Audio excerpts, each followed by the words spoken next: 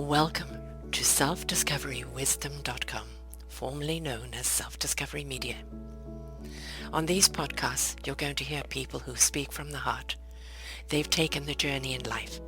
Many things have happened to them, but they've changed it to happening for them. And in their strength, their courage, they've discovered their abilities and their wisdom, and they are now sharing it here with you. Do enjoy each show. We bring it to you with love and knowing that it's going to help you on your journey of life.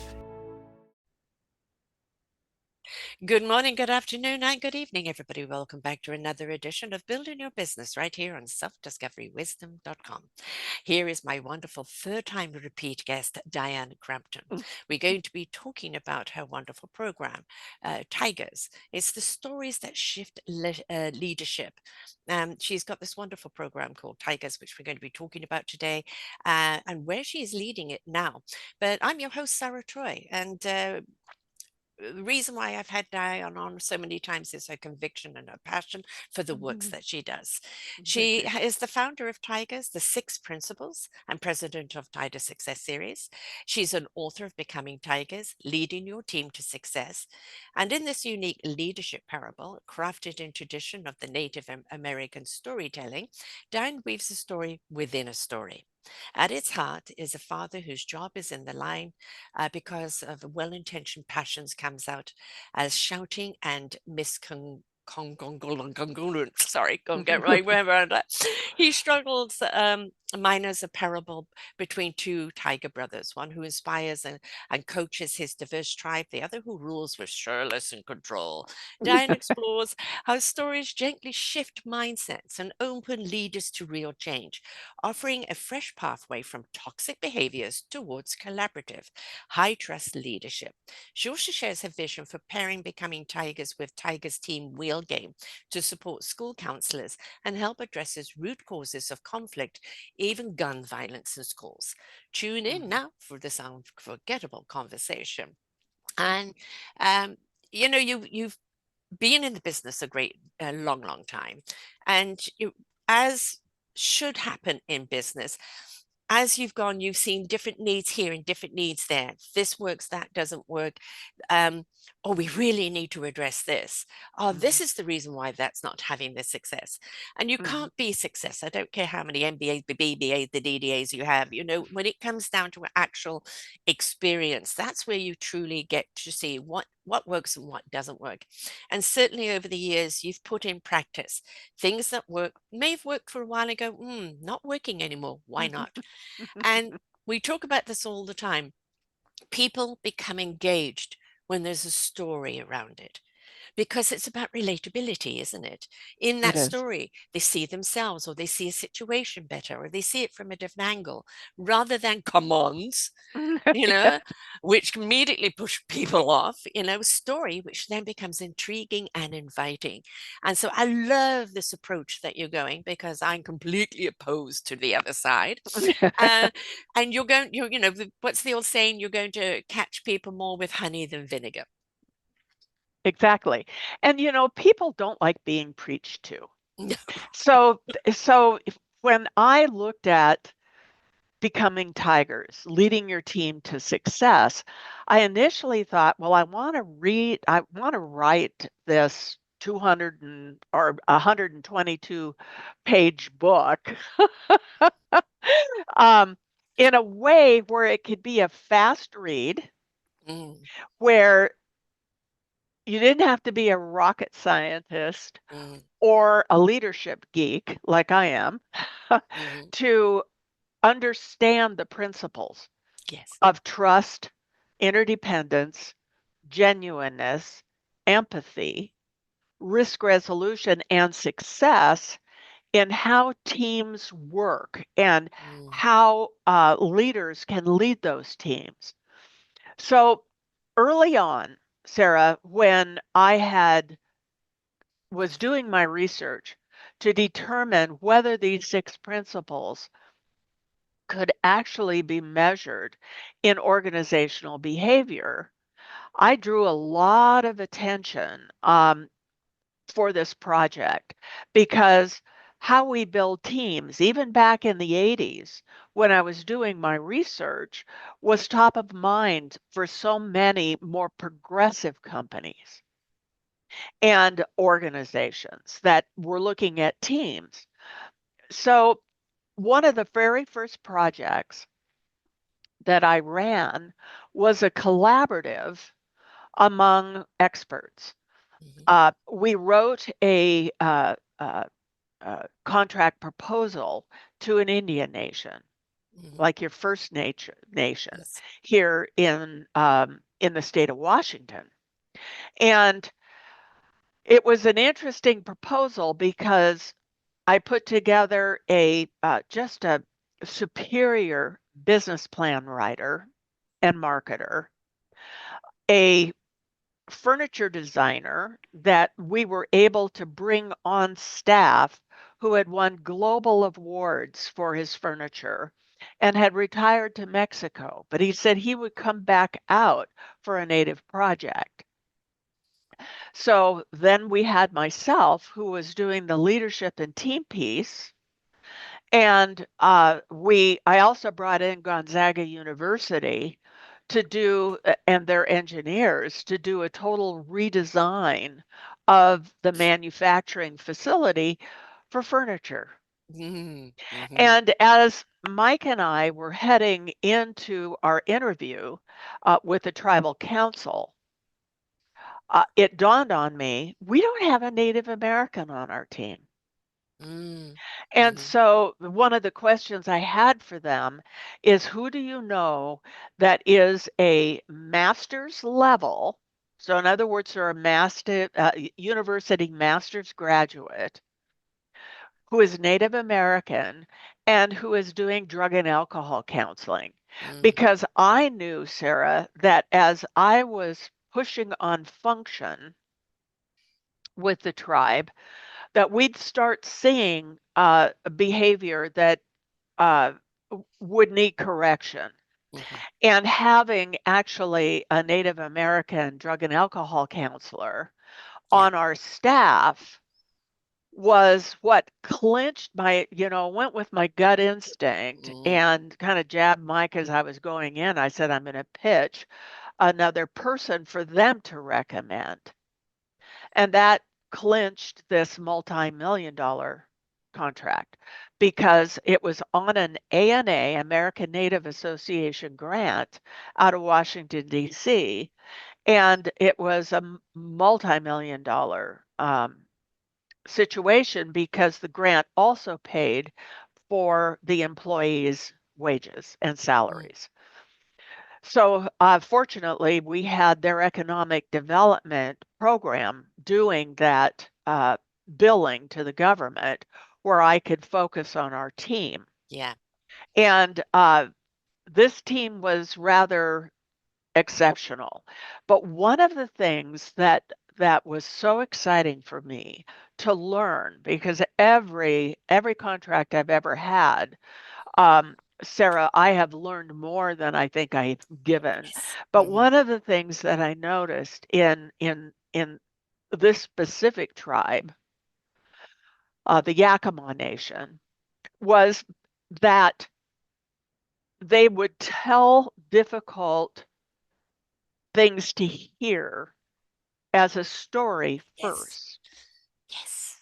And and I looked at that and I thought, okay, so we're going into organizations with this idea of becoming tigers, leading to your team to success. How could I write a story about that wasn't preachy Mhm. and at the same time gave the reader the opportunity to self-reflect into Yes. themselves and see what it was that chapter was about that could have an impact on their Yeah. life. And as I was doing this research to validate the Tiger Six Principles model, one of the things I did was adventure programming.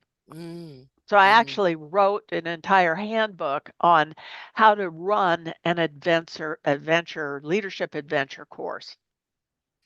And one of the things that always made those uh, activities so compelling was the story in the Yes. background of, okay, you're going to save elements, right? And Mm. you have to, as a whole team, get through this spider web, right?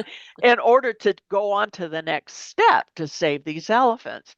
So I took that sort of fanciful Mm. story and the original story, or the first story, there's two stories in this story. So the first story is about a dad who, when he gets stressed at work, and he's a manager, he becomes a micromanager and he Mhm. starts yelling at people. He can't figure out why they can't do what he is asking them to do, and that kind of downshifts to how he was raised in his family. Yeah. So as a kid, he would if he did something wrong, he was yelled at. Yeah. So, Yep. he would downshift to that Yep. old behavior out of his frustration and just yell at people. Well, um, one of his employees quit, and they did an exit interview where they basically laid it out as to what his behavior was intolerable. So the dad gets called in to an HR meeting and is told, you've been a valuable player, you work really hard, but you have the weekend now to make a proposal to us on how Mm. you're going to change your behavior. Otherwise, you're out. I So respect that. It's giving yes, not just goodbye. You have an opportunity here to you have an change your mind. opportunity Mhm. to change your behavior and Mm. to convince Which he us was probably even unaware of exactly. because it's his pattern It's and his passed down to pattern. him. Yeah. Exactly. So at the same time, his third grade daughter brings home a book that the family has to read together over the weekend. Well, as you know, most people who are faced with uh, whether they're going to be employed after Monday Mhm. morning on a Friday afternoon, they will work at the expense of family Mhm. in order to make their case. Well, in this ensuing conversation, they end up reading this book together. And uh, uh, the leader's wife also has a business, but she's more of a coach. Mhm. So the story within the story is about two tigers. How do you write a story for a third grader Yeah. that they would absolutely enjoy, right? Yeah. So it's about two tigers, two brothers, one who did a lot of self reflection and had learned that all the animals that he was in care for had unique strengths and opportunities. Mhm. And as a leader, had to do certain things to protect the tribe, his Mhm. tribe, but it was not the act of protection, it was how you presented the protection. Mhm. Mhm. Whereas his brother was much like this leader. He would just roar at people. Mhm. So the story within the story, they have to survive this horrific natural event. And the tiger, who was a very poor leader, is coached and learns more from his brother. And one of the things the brother said to him is, when was the last time you climbed a tree? Mhm.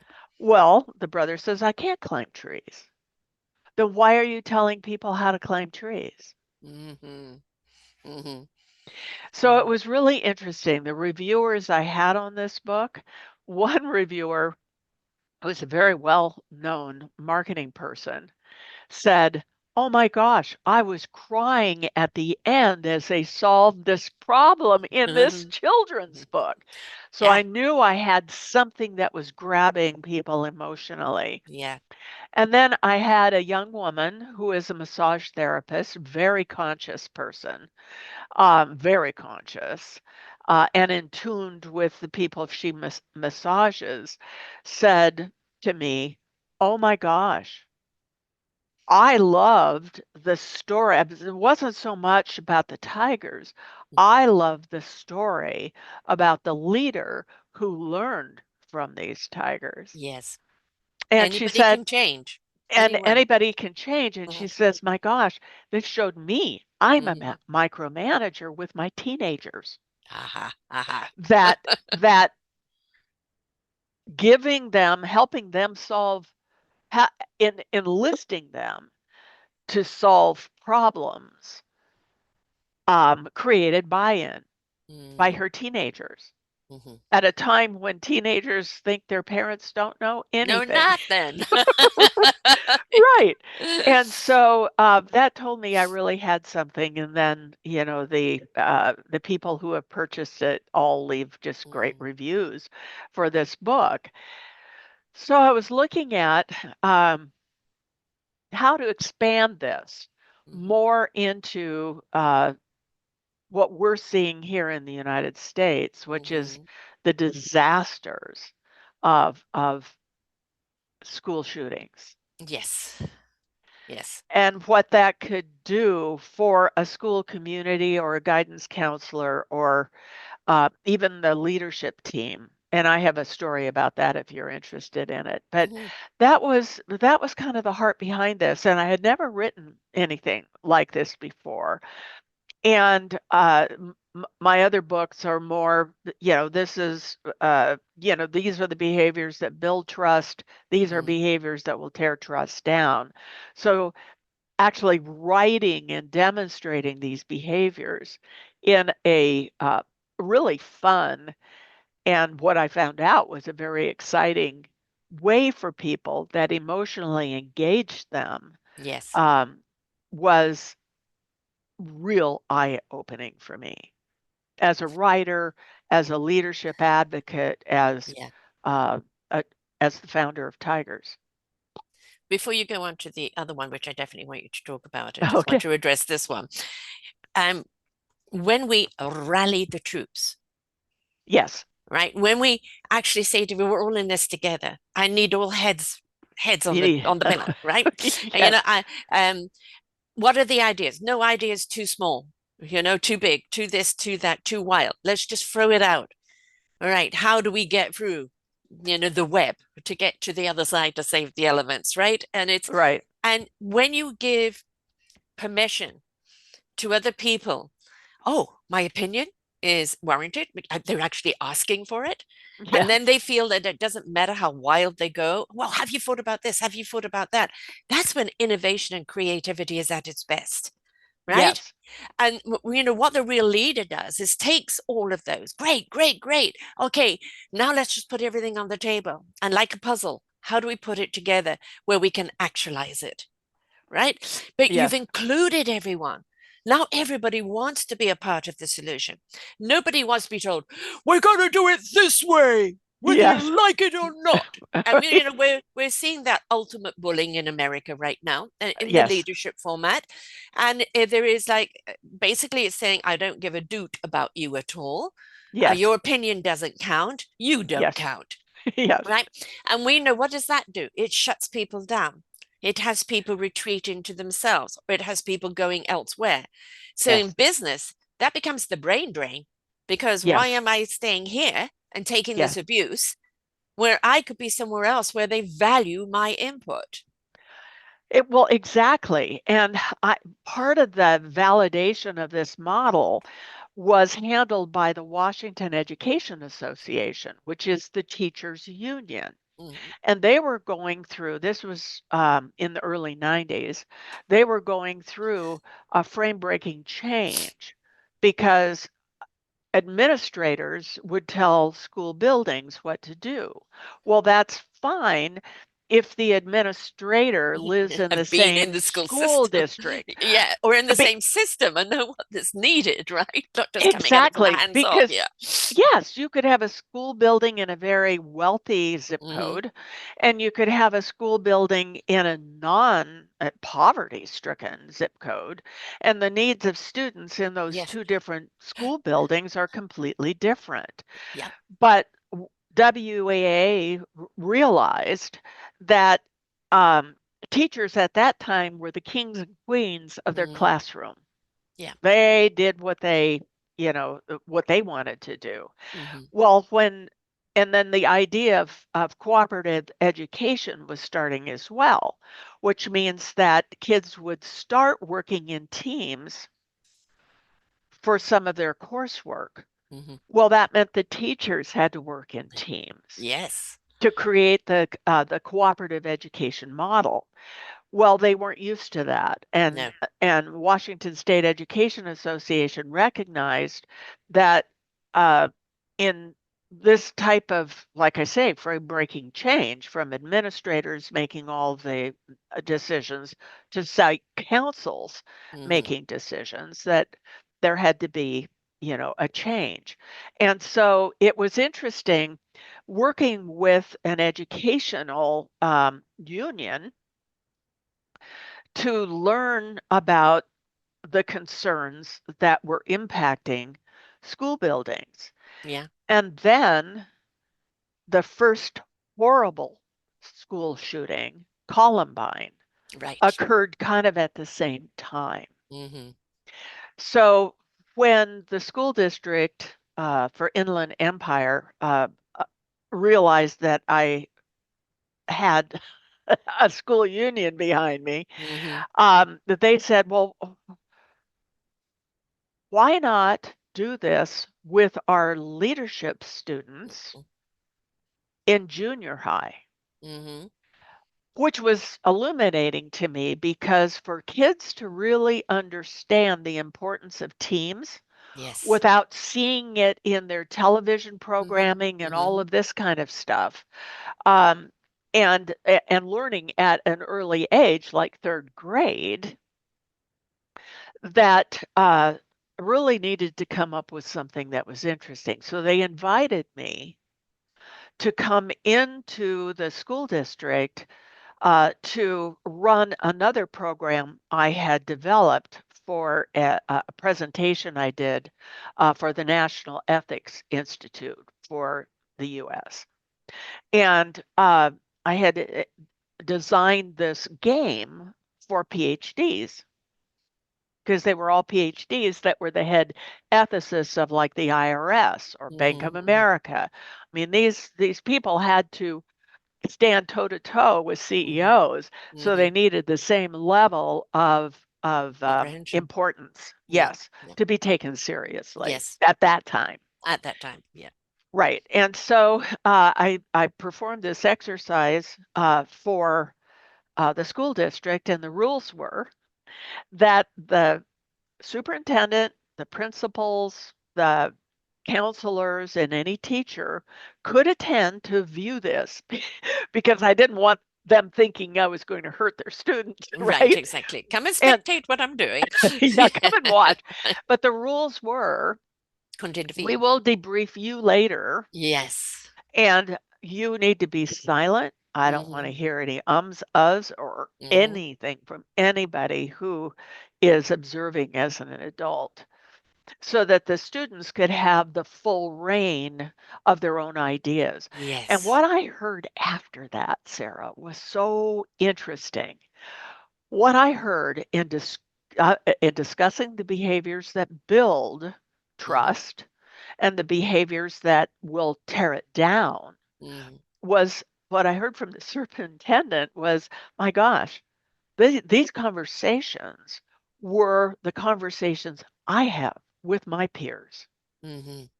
And I Hmm. heard the same thing from the school counselors. So, and what I had done since this was a chaos game, what I had done is I had written part of the chaos to befuddle PhDs. Right. So I brought the language down to Mm-hmm. where it was a conversation that junior high kids could have Right. and help them with their decision making and problem solving. So what they decided to do, since this was in advance of their deciding what their school project was going to be, they decided that since Columbine was so fresh on everybody's Yeah. minds and actually terrifying Mm-hmm. for school leaders at even junior high level, was to integrate people who were sitting by themselves and not feeling Not as a part of their class, right. how to really bring them in rather than leaving them isolated or Mm. bullied. Yes. And it Yes. was a phenomenal project to see what youth are literally capable of. No. Right. They may not have, that hierarchy of intelligence. That's something that they gain through education and through life experience. But don't dismiss their gut interaction, right? Their ability to see something that, when we get to be adults, we see it from an adult perspective. When they see it Right, from that in between perspective, and it's like, oh, I didn't take that into consideration. Well, I hadn't right, seen it that point away, but they're right. seeing it from where they're at. And very often we I don't know where this idea came from, but it's like, you had child, you had youth, and then you had young adult and then adult. I mean, somehow Yes. it got to be you only became valid at young adult, and And not not until even then, then. and not No, even then, not right? You had even to be then. I mean, full-fledged adult before you yeah, were considered um, to have a decision that could actually work. Where you look at your kids and you put them together working on a problem, and the idea is that as a team, they're going to work on this problem and resolve it and take pride in doing it. My yes, God, the innovation that comes out of them is absolutely mind blowing. And very often, I would say take a bunch of kids into the boardroom, give them a problem to resolve, and there will be an education for all the people that are in the boardroom that have been resting on their laurels for a long time. exactly. And what and Gen Z is running into this now. Mm-hmm. As they go into the workplace, nobody wants to listen to them. They don't want to Right. take them seriously, Yeah. and they're not putting up with it. Right. They'll leave. If you're They'll not start going to their own. if They'll you're not start going to their train own. me, if you're not going Yeah. to, uh, show me a career path, if we're just going to, you expect me just to do what I'm told, I'm out of here. And Yeah. that, I think, uh, when you look at organizational structure, not having a funnel, a Yeah. leadership funnel, or even an employment funnel that is filled with brilliant Gen Yes. Z students. I Yes. mean, it's it's We're, it's we're, crazy. we're cutting our nose off to spite our own face, right? But Exactly. Well, you've and got you've got government, you've got organizations, corporations that really they kind of rest on, their years of experience and their title, and they're unwilling to change. But yes, the other factors, they're scared that they're going to become obsolete. Right. And really, these new innovative ideas that are coming in that can generate new birth into the organization actually could give more longevity to that CEO, etc., because now that CEO has woken up to new ways of doing things. It becomes invigorating. But when people, and this is a lot like politics, I've got to protect yes, my position, yes, right? I'll go with the status quo, I'll sheeple along as long as my job is not affected. And right. nobody wins at that level. From the moment we're born to the moment we die, we need to evolve. We need to twist and turn, adapt and adopt, and be creative because that's what living is about in all aspects of life. Well, and you're so right. I mean, and I think this kind of takes us into maybe a more esoteric discussion. But I know the last time we were talking about behaviors that kind of bring us on an upward spiral of a mental emotional evolution Mm-hmm, mm-hmm, mm-hmm. or downward spiral. Yes. And I think that the piece about empathy Oh, is huge yes. because um, empathy is often knocked out of organizations that are Mm, highly internally competitive. yeah. And part of this book is talking about the strengths that each person actually brings to Yes. solving a problem. Yes. In other words, if you climb trees and you're used to swinging on vines, you have a different skill set Mhm. than running down an antelope and, feeding the tribe. And And so, everything has its importance. Everything counts in the equation because you need people to have different skills in order for everything to function, right? exactly. So when you have a highly internally competitive organization as opposed to collaborative organizations, what you often find is that there's different functions like operations, like HR, like Mhm. the C-suite is very siloed. Departments become Mm. siloed and they Yeah. start protecting their time and Yes. resources Hmm. because these are limited um, assets. And as a result of that, they will compete for the success of their department Hmm. and not for the success of the organization. Exactly. There's a Yes. game that we used to play that's called red green or red black that we would play with executive teams on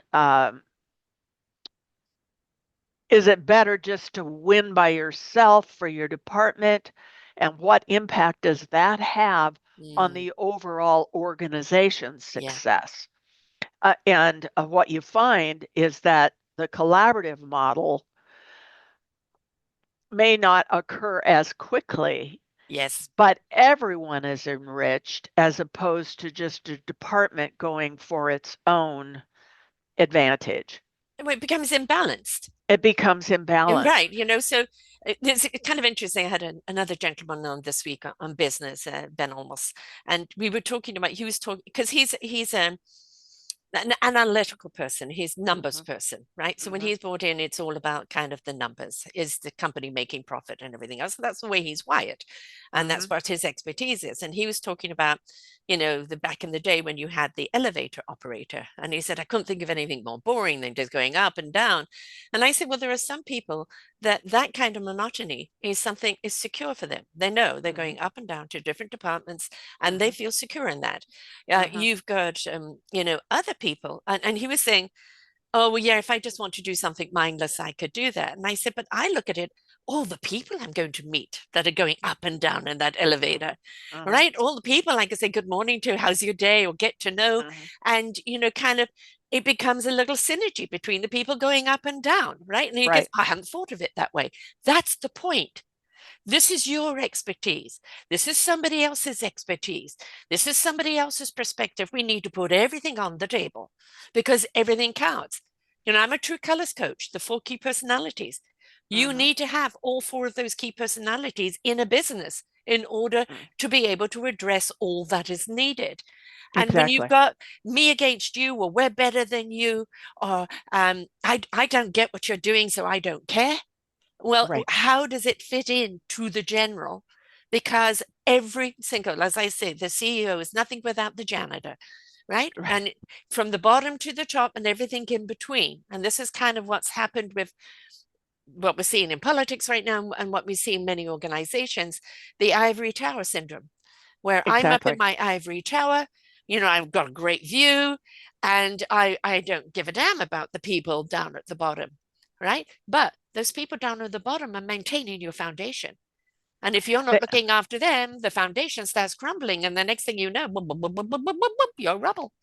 oh, and I think too, and to your point about how people work together. Mhm. Uh, I think when you have a highly internally competitive organization for resources and for earnings, and you have this ladder sort of system, there's only so many people that can be Mhm. managers and, Mhm. at certain levels. What happens is that, and I'm writing an entire series on the toxic boss and Mm. narcissism. and for our blog and for our Substack. And And when you've got that, I want to add it to your show page because people need to see this. yeah, what happens is that when you have to beat somebody, Hmm. you have to win, which Mm. competition is about. I win, somebody You else is going lose. to lose Yeah. instead of we win. Hmm. Hmm. Kind of changes the system between a golfer and an elite basketball team or volleyball Yes. team, right? Yes. Yes. You know, as a team, we will We're only as work. good as each other. Yeah, we're Yeah. only as good as each other and our weakest link. Yes. But as a team, then we're going to take on this team. Well, Hmm. in a company, as a collaboration, we're going to take on our external competition Yes. and not compete internally. You're Well, right. when you compete internally and you have to win, sometimes Hmm. at all costs, Yeah. then I think that erodes empathy. Be Compassion, empathy, consideration, respect, all of that. kindness, Kindness, gone. It's me, it's gone. myself, and I don't care as long as I Exactly. win. I don't care. Yes. And it's like, but did you win? Because you've lost all those other people, or you've lost respect, or you've lost this and that. Here You've you lost are. your Yeah, relationships. what was I watching? I was watching something the other day. I think it was yeah, I was watching Cars with my grandson, Yes. right? And there was a bully car that Yes. causes an accident, and then there's a scene where at the end he wins, and the car, which is the McQueen my grandson absolutely loves, he could have won, but Yes. the bully had pushed this other guy off the road, and he goes back to Yes. push him to the winning line. So therefore, he came second and well, actually third Yes. because he did that. He won the respect. The other guy Yes. won. Look at me, I won, and everybody booed him and didn't get it because Yes. you won at all costs at somebody else's cost. It Right. wasn't ethical, right? It wasn't considerate, and it wasn't really competitive. Because if Right. you really think you're that great, you can compete against people on the same level. You don't have to resort to those bully tactics Well, and exactly. And if you have to win against others, um, why to would I prove want to your care? worth. Yes, to Yeah, prove your worth. Why would I care about those others? I right. mean, it's too painful a psychological situation to want to win at all costs, Hmm. which means you take other people's ideas and Yeah. call them your own, or you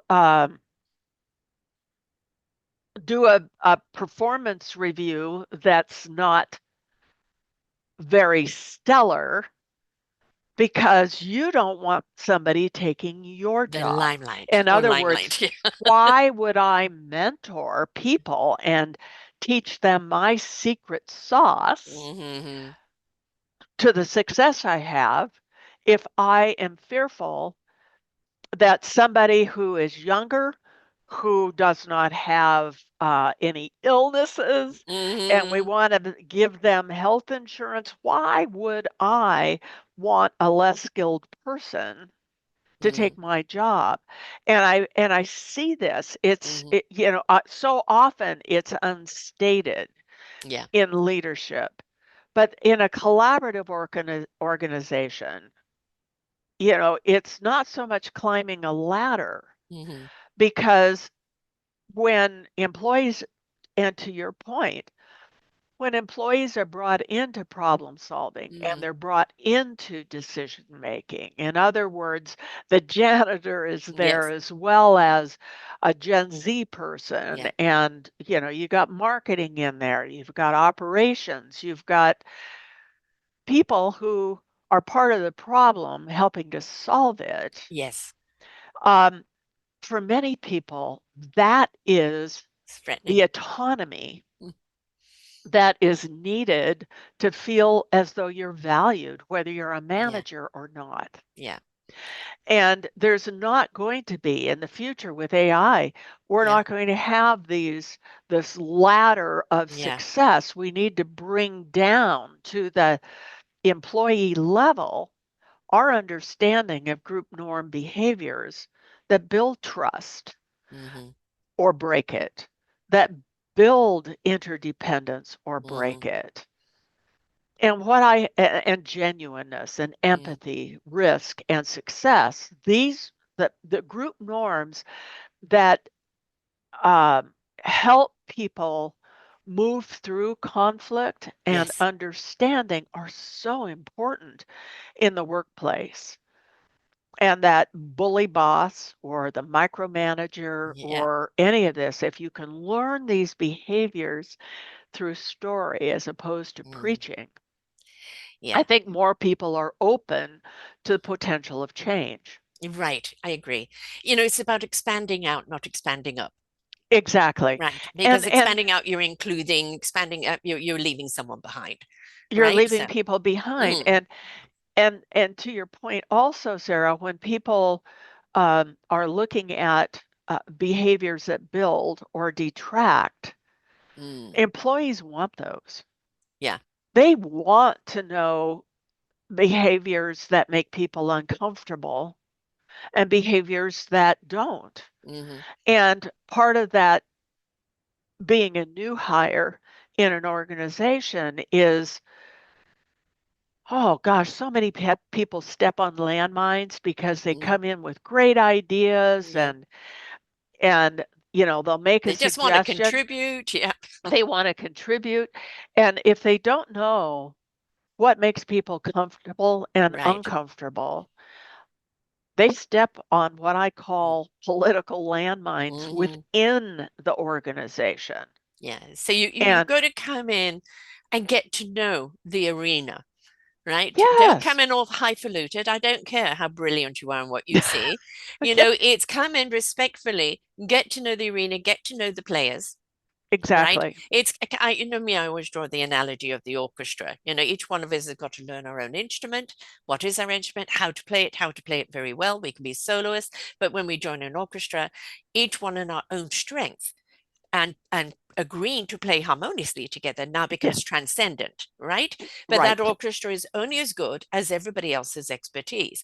You don't suddenly have somebody come in, well, I'm the greatest violinist, and like screw the rest of you, right? Right. And it's like, if you are the greatest violinist, they will recognize that and they will ask you to be the lead. But don't Right. come assuming that they're just there to support you, right? Right. So, Well, attitude. yes. Well, and that's what's happening to Gen Z right now. Mm, They don't know the rules of the game, mm, and they also want to be trained right off the bat. right. So, one of the programs we've developed is a year-long program during this transition from more competitive operations to more Mm, collaborative operations. What we've done, leaders who have been used to just mm, directing people yeah. are some of the older managers are having problems having conversations and Hmm. building connection with employees. Because I remember when you start looking at leadership development training, there was for a period of time there's this huge uh, training around. So you've been elevated internally into a leadership position. That means you can't be friends anymore with your All right, I friends. know. What is that? And it's true. You have to have that conversation. Like, I need to make decisions that might go contrary to you at Right. times. But But it's just wearing maintaining a that, different hat, you know? yes. It's not like obliterating the hat altogether. It's just like, this is my addressing this hat and this is the other hat, right? It's like, Well, and it's having don't those dismiss the person. having the conversations Mm, and building trust is hmm. what builds connection. Hmm. And when employees understand that their manager is giving them transformational feedback, which is Hmm. different than just feedback, Yes. transformational feedback is I'm on your team. I Hmm. am working to help you be more successful. And so let's figure out how to do that together, Mm. which is Critique, not much more criticism. transformational. Yeah. Yes. Yeah. Criticism immediately puts people up on guard. I've done something wrong. I'm being told off. The little girl, the boy comes out in them, right? A critique is like, have you thought about doing it this way? Or I see it from that way. But that is something you can apply. That's something you So can take and help grow. But it all depends on how it's being delivered, All right. And does it make the people a person feel small, Yes. or does it make them feel, I haven't thought about that, I'm going to apply that? I'm So going to apply that. yeah. And so when you look at that connection that leaders now are expected to develop in a group process situation, excuse me, I'm going to cough. Okay. Have a sip of water. Yes, exactly. Is that a Canadian mug? Mhm. Oh, bravo. This was Yes. 2016. This kept me sane through 2016. Yes. So, yes, it is. I It's the hear you. Mounties. It's little Nell being tied to the railroad tracks and the Mounties coming to her rescue. Yay, I love Yeah. it. So, yes, it is my Mountie cup. But I guess to my point is we're giving 2 months of each of the Six Tigers principles to new hires as part of an annual training onboarding, so that managers then can say, okay, what did you learn this week? Mhm. What's working? Where's the growing edge? So that the employee not only is being developed, but the manager is also developing that connection. And Yes. it's through story. Again, Yeah. it's through story as Yes. opposed to uh, the edict. I This feel is what how it you does will is be. it removes somebody feeling like I'm picking on you. I'm giving you a parable of a story that you can relate to. And through that relatability, you actually see a solution, right? Exactly. Hmm. Exactly. And so you can give them uh, the more business book, Hmm. but when you give them something that has a story that you can actually draw in, characters and Hmm. the more fanciful Yeah. decision, they get it. They It's, get it faster. you were talking about, in the story, the people reading a children's book, now having um almost three grandchildren any moment now.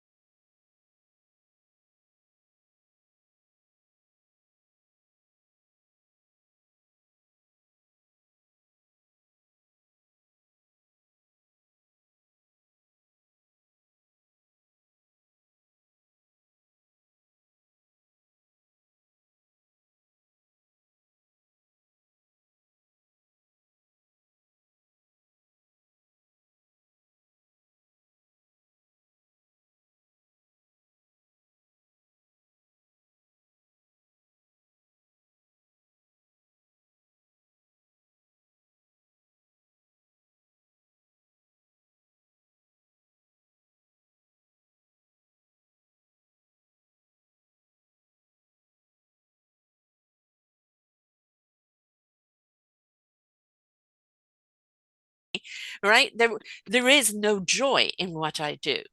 Right, I Right. don't feel appreciated, and I don't feel inclusive. I just Yes. kind of a clog in the wheel. And they Yes. go off and start their own, taking their own expertise and doing something that they're passionate about. How many organizations have lost people that may have become their competitors, or have lost the brain drain because they didn't look at them as human beings? They just looked at them as the clogs in the wheel and Yes. never appreciated them, never gave them, no, you're working too many hours. You've got to take time off, go and take time with your family, and just treat them as a human being. And I think, Yes. what we're seeing in America right now is that human aspect is, by certain people up in power, trying to be thrown out. Right? I don't care if you're a human, if you're not here to serve me, you're gone in some form or other. And what we're saying in business, and what we're saying in every other language, is when we invest in humanity, Yes. when we invest in the human being, from child to the moment they're gone, with respect, with consideration, with true enlightenment and empowerment, then we all benefit. The more they Yes, shine, the more we all shine, exactly. right? And we know that that system works. We know that people that adapted in education or in organizations, in their own lives, in anything that they do, that that will thrive because everybody Exactly. feels inclusive. You've got people that aren't afraid to share their innovations. You've got people that aren't afraid to go, okay, let's do it. Let's just see it. Let's see if we can do it, rather Yes, than the rule of law and shut down and dismiss. That does exactly. not create, that does not water the roots. That lets them No. die out. Well, and it was interesting. I'm always looking for, you know, what are kids learning in school now? Mm-hmm. And there was a Netflix movie, and it was about kids that have superpowers Mm-hmm. and their Mm-hmm. parents that have superpowers. Yeah.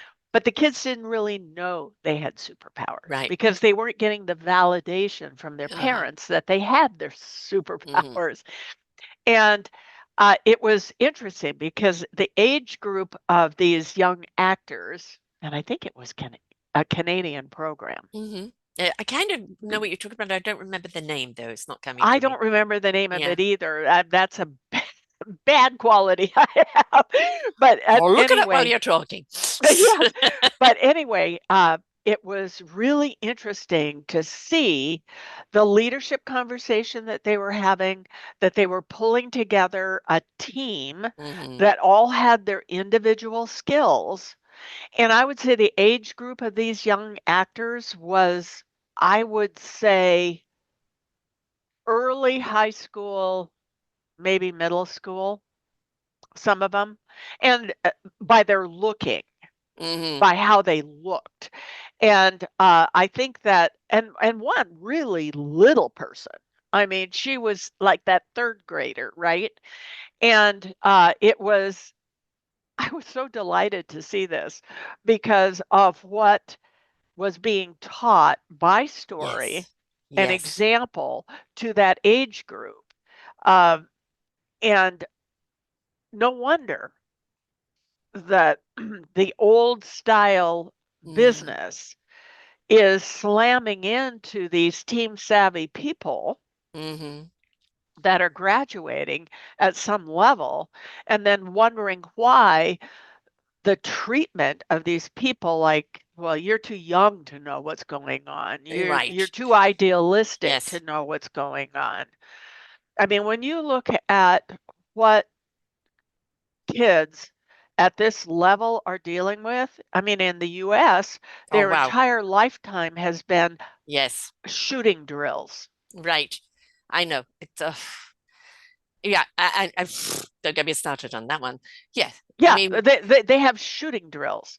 just And just just before you go any further on that, have you seen the commercial of Back to School, where you see my backpack is this, my phone is that, etc. And then it shows, I'm so glad I've got this phone to text my mum, tell her as I love her as the shooter starts coming in through the door. Oh, I'm so glad I've got these running shoes because I can run away.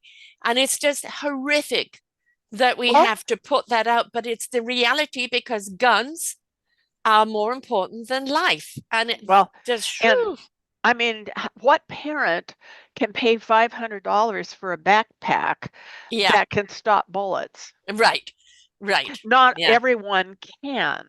And but they're making them. yes, And so, I mean, these kids, I mean, their learning team, they're they have concerns about the environment. They have concerns about whether or not they want to bring children.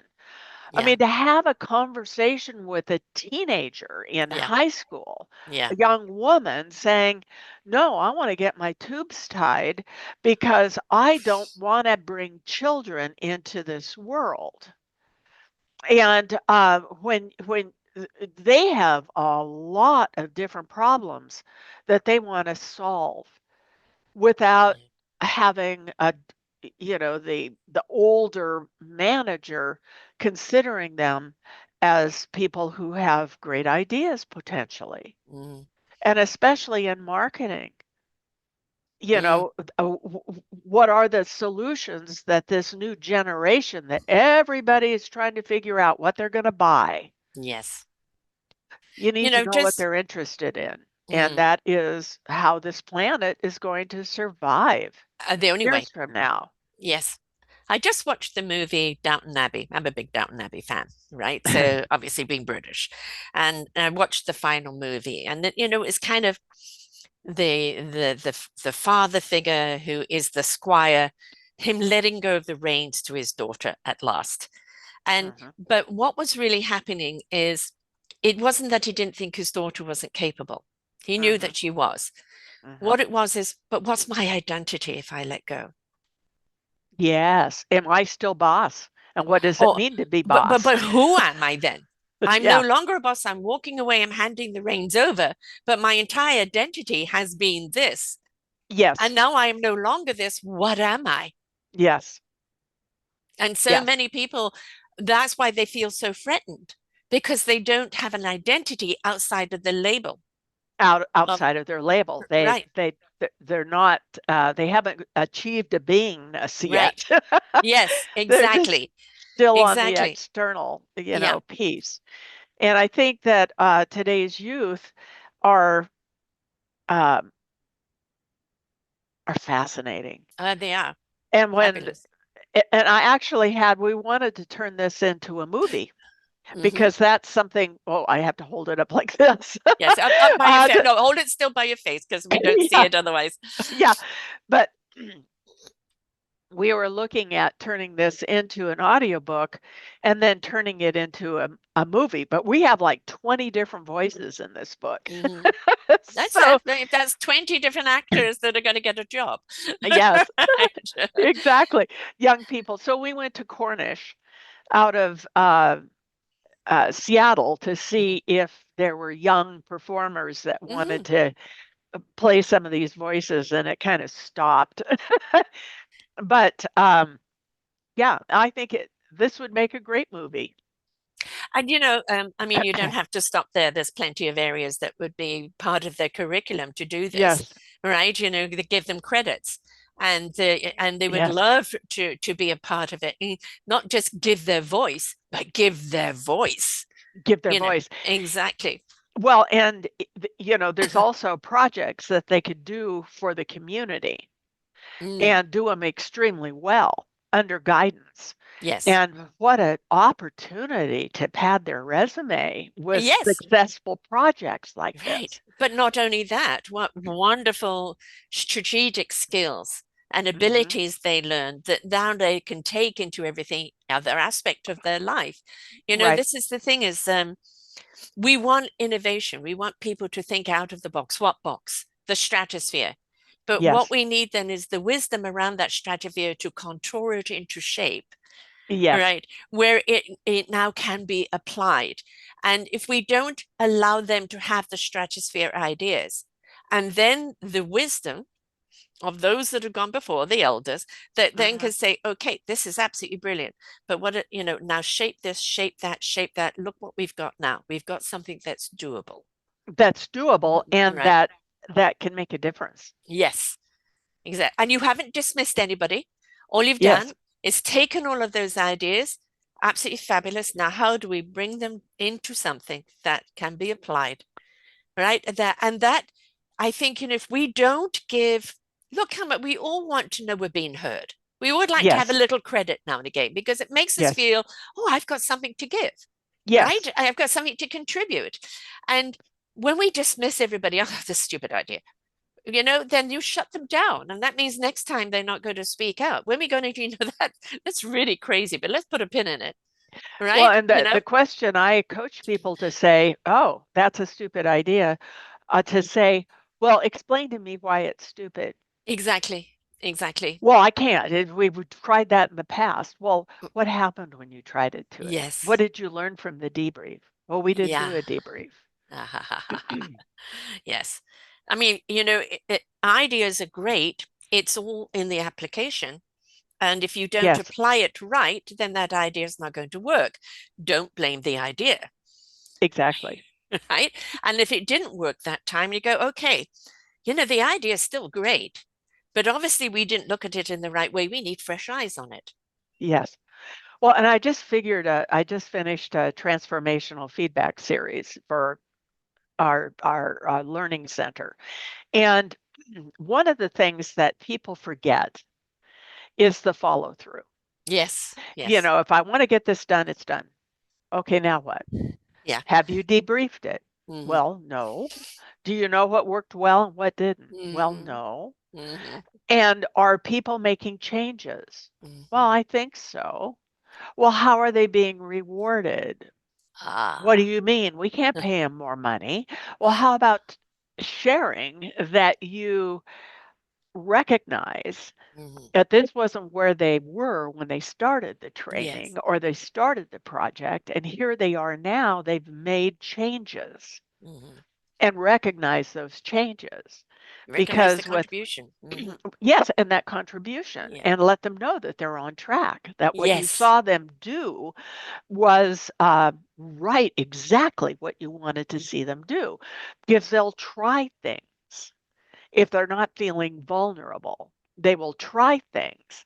And when Mm-hmm. they try something that really works and are recognized for that, they will continue doing it Yes. and advance it even further because now they have a new level of confidence when it comes to behavior. And becomes more teamwork. And I refer to my son's restaurant, which is coming up now 8 years. Oh, And good. he's been through everything like COVID. He's been through snapping his Achilles heels. He's been from smashing every ankle bone in his foot, and he's been through separations. He's been through the whole works personally while all of this is going on. But for him, it's a family that works there, Hmm. and he wants people to come and feel the family. That the servers aren't just doing because it's just a job. They're doing it Hmm. because they really enjoy their job. And Yes, he gives not only appreciation days, he has 1 week a month where all the profit goes to all of the staff. right. Um, and he gives them, Thanksgiving dinner, Christmas dinner, summer dinner, where appreciation. But if they don't feel scared to come up and say, I want to try a new menu. Okay, yeah, go. Let's go for it. Let's see what Hmm. how it works. Right, Or somebody else come up with an idea, right. because at first he was the conductor trying to conduct everything, and then he realized, Hmm. kind of just with all the other crises going on in his life, where the staff said to him, "Don't worry, we've got this. You go and Hmm. take care of yourself, Hmm. right? You've trained as well. We'll look after this family.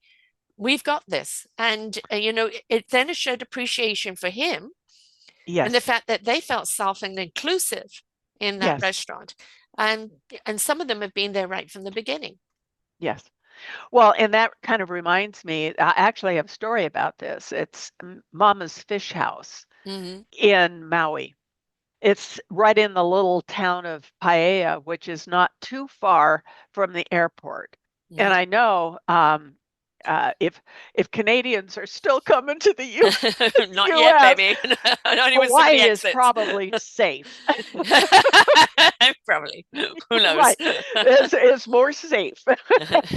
So, Mama's Fish House was started by this couple who were doing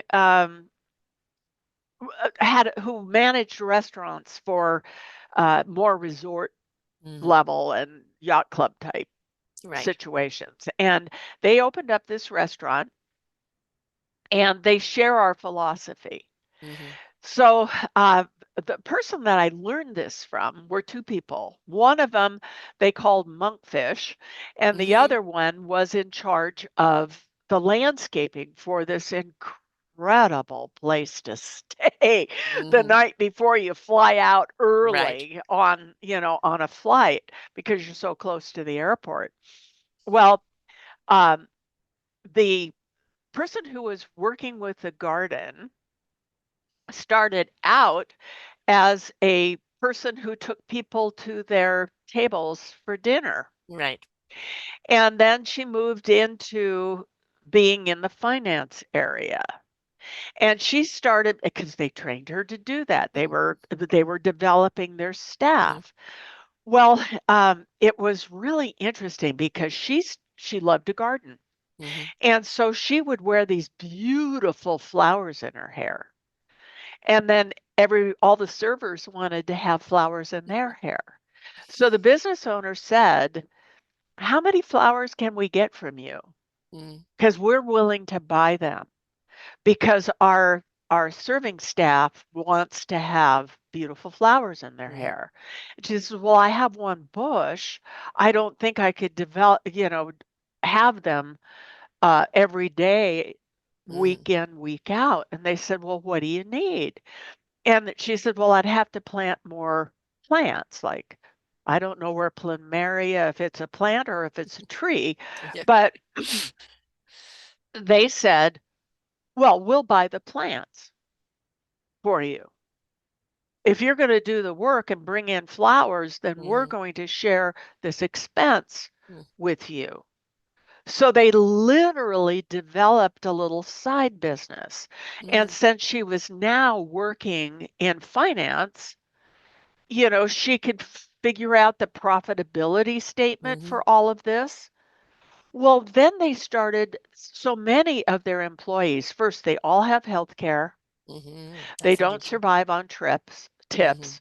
They're paid a salary because this restaurant is world class. Mm-hmm. I don't know if you remember the story Lost, Yes. but a lot of the people who were in Lost would go to this place in Maui for dinner. And so Mm-hmm. it has this international and also highly skilled Mm-hmm. entertainment uh, piece, as well as an exceptional bar where you can get the same food you get in the main restaurant, but for a lot less. That's where we eat.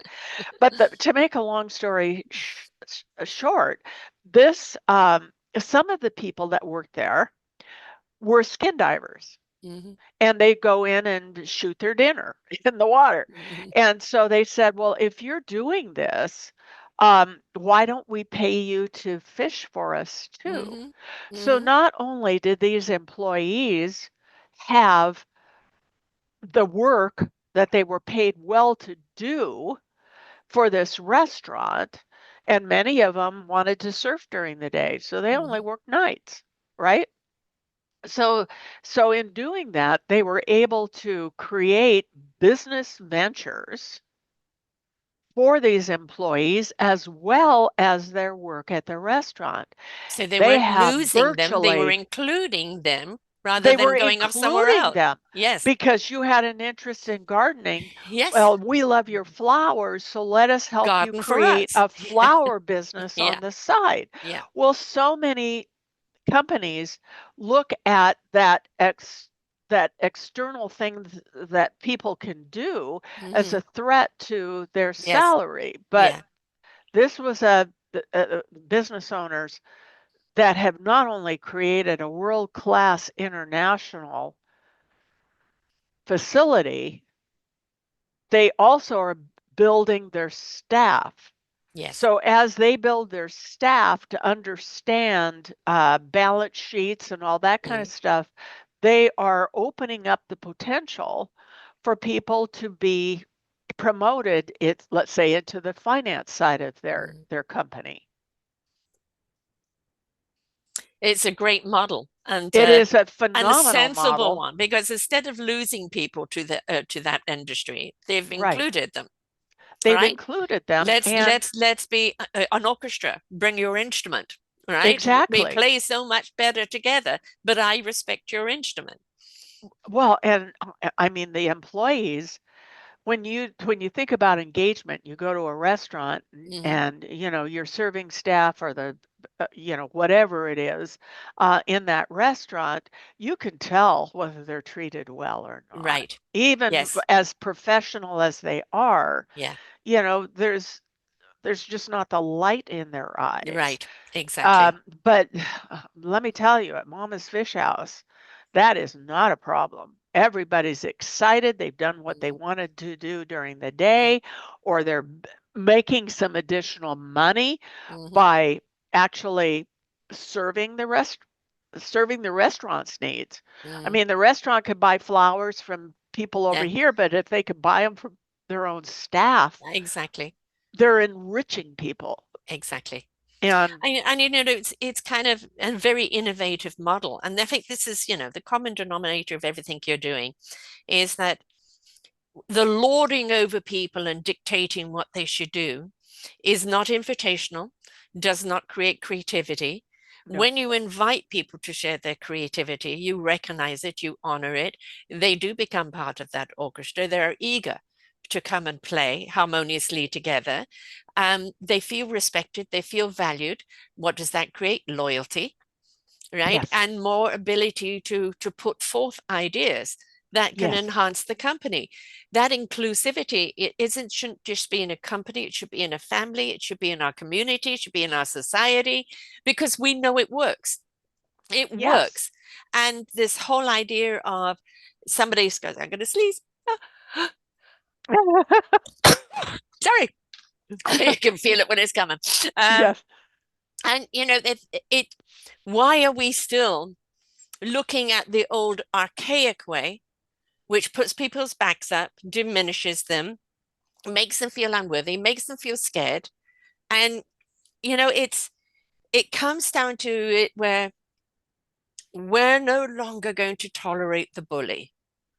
If you don't see me, you don't respect my input. If you're not here to teach me or show me how to get better, I'm going to go elsewhere. Well, and that's it, because oftentimes when you look at what I'm writing about now is the narcissistic or Mm, toxic boss, because we have a really good story about a Canadian franchisor for Refuel in our other book, Tigers Among Us. And what Jack Lee did was he actually hired a clinical psychologist mm, to develop an assessment that would identify if a licensee was narcissistic, mm. and which is, I thought, pretty amazing. He had a Yes. story that he Yeah. has a If we story had a where first he hander. had to develop that, Yeah. right. But when you look at this more toxic boss, they tend to interview very well. Oh, They're they do. They shiny, they look know exactly great. what to say. Um, Uh-huh. they might spend 4 hours in the morning making every hair in Mm, place and yeah. all of this kind of stuff And because that they show up charisma. Yeah. well. Mm, They can impress, and then they get into the position, mhm, and if they're pushing people to develop or to do what they're telling them to do, then their departments make really good money and mhm. people don't want to replace them. You're right. And I think that we're at another cusp Mm, in the maturation of human mm, thought and how employees work together and collaborative versus internally competitive mhm, organizations. And in this cusp, I think, to your point and to your question, why aren't they changing? mm, They've won. mm. They've already won. So why, if they have won at all cost, Yes. why would they want to expand that field to others? Right. And it's Mm, that whole fear, if I'm not don't continue to be competitive to hold my position, somebody else is going to take it because the loyalty to the employee simply isn't there. no.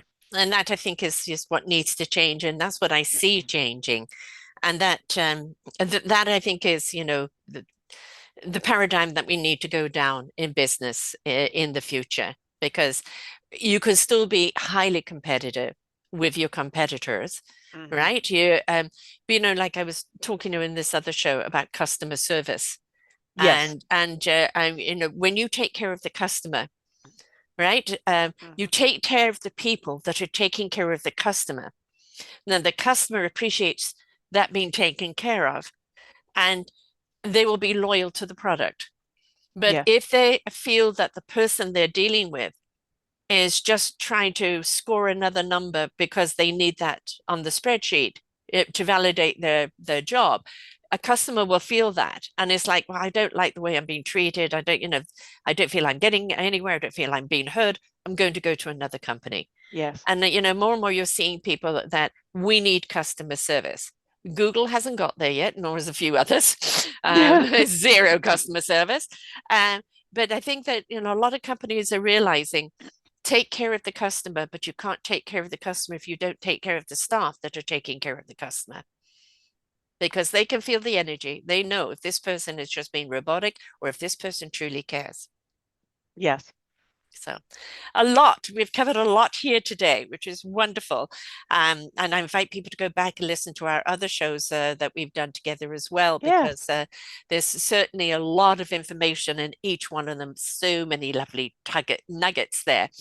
So, how do people get hold of your books? I love Tigers Among Us and also Becoming Tigers, Leading Your Team to Success. Where do they find those? Also, where do they find you? And what are you particularly offering right now and to whom? Okay. So they can find the books on Amazon.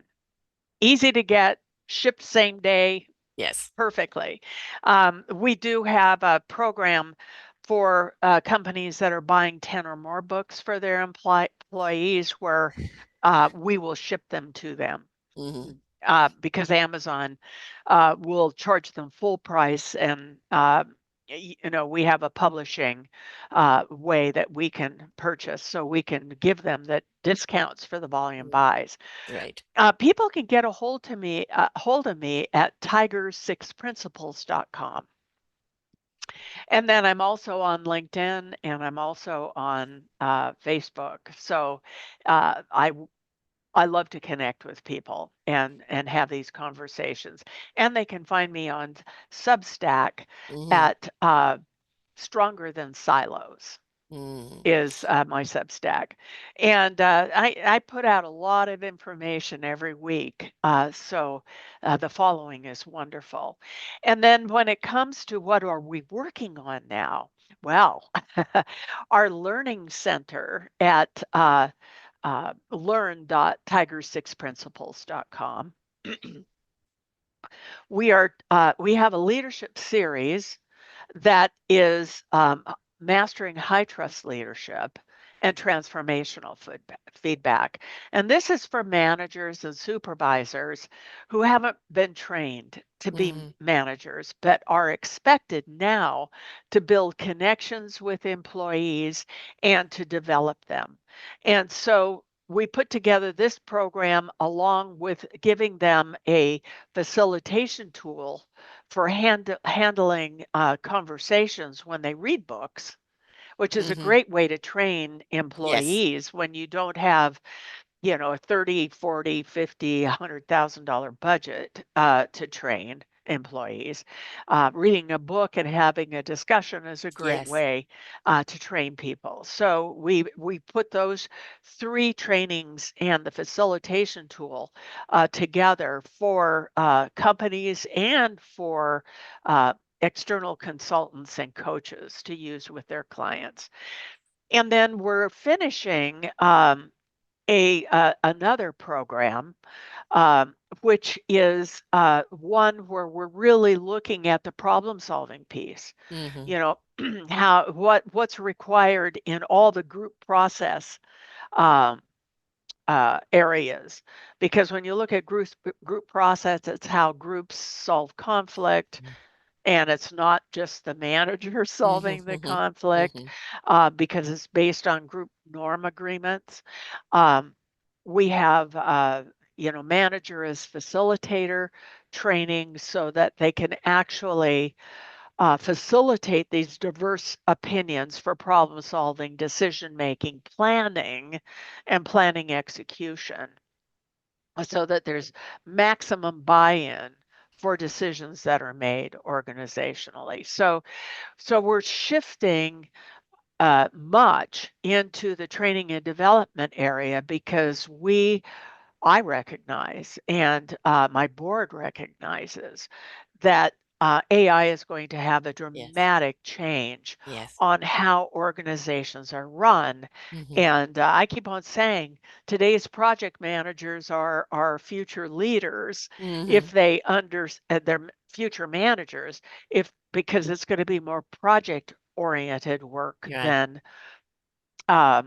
just what you do in a department. It's going to Right. be much more cross-functional Mm. team problem solving and decision making as we go forward, so that AI can be used Yes. to test assumptions, Mm. to collect data for decision making, and these different skills that number crunching is Yes. so important for, and Mm. data accumulation and evaluation is so important for.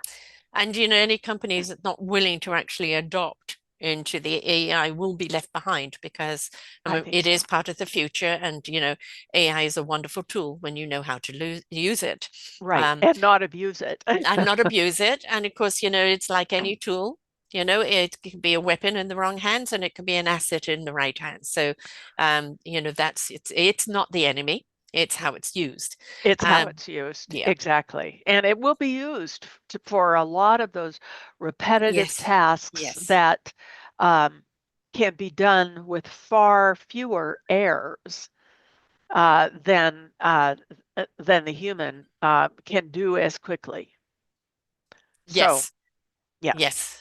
Well, Sarah, I always appreciate you so much. I mean, what you're doing for society is spectacular. I'm just bringing great people like you, for people to actually understand there is always a solution, there is always an option. They're just people have got to, listen, learn, and apply. You also have a free gift offer, an ebook, Millennial Manager's Blueprint. Yes, the Millennial Yes, Manager's Blueprint. I wrote that because people who are managing millennials and Gen Z, it's a different beast. yes, And so I wrote it as a sort of a primer. It gives really great ideas for wonderful. people to use, and it's an easy download. It's a PDF. It's well documented, so it's not just a bunch of fluff. It Excellent. actually gives some great ideas and good examples and some stories. A good way to start. Listen to the shows, start with the download of the book, and then come Oh, and look, absolutely. yeah. And Absolutely. of course, Tiger's six principles is the number six, folks, not Yes. SIX. So Tiger's six principles.com, Facebook, Yes. Team Building Success, Substack, Dianne Crampton, Stronger. Yes. CRAMPTON, and then in LinkedIn, it's Dianne Crampton's Tiger Successes. Um, Yes. so, we need better leadership. If we really want to embrace the future as we should embrace the future. We have to be inclusive. We have to be collaborative. We have to Yes. be respectful of each other's input, or that orchestra is just going to sound like shit. So, Well, yes. we're seeing this disconglomeration at the present moment, in society, and really all that is doing is shaking us up for us to wake up, step up, change it up, and grow up vibrationally. It's the invitation to see that's not working. The bully tactic is not working. The disrespect is not working. The non-inclusivity is not working. And so I'm not even going to go down that road. I'm going to go down to the companies and the organizations and the entrepreneurs that are inclusive, that do respect my input, and that do want to work together collaboratively. And it Yes. isn't about, the hierarchy. As I said, hands around, not up. Yes. Right. Well, and it's so interesting, as we license more consultants Yeah. and coaches to use our tools. One young woman her whole background was in operations and finance. And she was saying that in nonprofits, her niche is nonprofits. And she was saying that in uh, the thing that impacts finances more than anything in Hmm. nonprofits is leadership. Yes. And so she's using one of the tools that we trained her to use, which is that facilitation tool. Hmm. And they're reviewing, some of them are reviewing now the video that we're doing for these courses, so that it's not about tigers as it is allowing them to rebrand the Yeah. training that we're doing. And they're saying the video is just fantastic. Wonderful. So it's nice to take the attention off of me and Hmm. to create tools now, Sarah, that enrich others. Exactly. You're giving them the fundamentals, Giving them right? the pole and the bait. Yeah, exactly. And so, and then it's a question of how they apply it, right? Yes, What they learn yes, with everything is about application. Everything is yes, about participation. And when you listen and you learn and you apply, then you actually see results. But you yes, have to apply, you have to listen. And you've all the years of experience of trying things out. Oh, that works, that doesn't work. yes, Now we need to incorporate this. Now we have to need to consider that. And right. instead of people feeling intimidated by it all, it's like, okay, it's just the next stage that I need to adapt to. Yes, Okay, or I can manifest, and yes, it's all about moving forward. And yes, it's not about necessarily slow and steady, but it is about steady.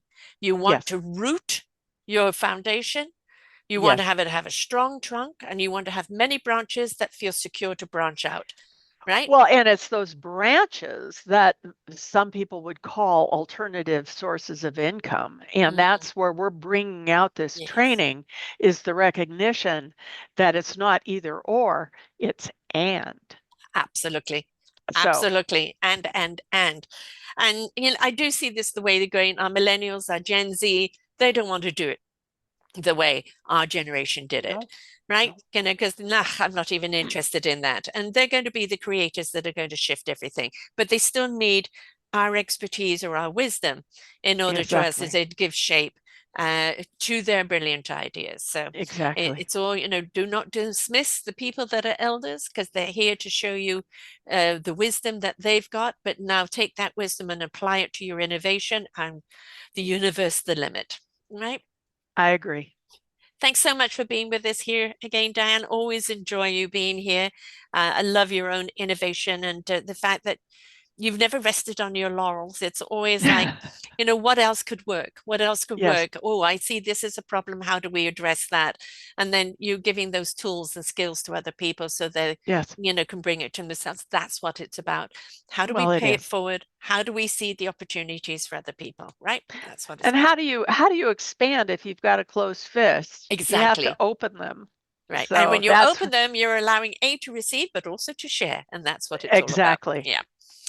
Well, thanks so much, Hun. It's been great having you here. And to everyone out there, remember, honey, not vinegar, right? We don't need the bullies. We need the people that are considerate, that are willing to listen, to learn, and apply from their own staff. You can manage people so much better when you truly see them, hear them, and appreciate them. So until next time, bye for now. We hope that you enjoyed the show. There are so many more for you here on selfdiscoverywisdom.com. Just go to the podcast tag at the top there, and you will see all the many genres and all 3,000 shows ready for your listening. We are here to serve you, to help you on your journey of life, and we know that through inspiration, it begets invitation. We are supported by you, the listeners, and those that we interview. Anything that you can spare us in donation would be greatly accepted, and we do hope that you enjoy the next show.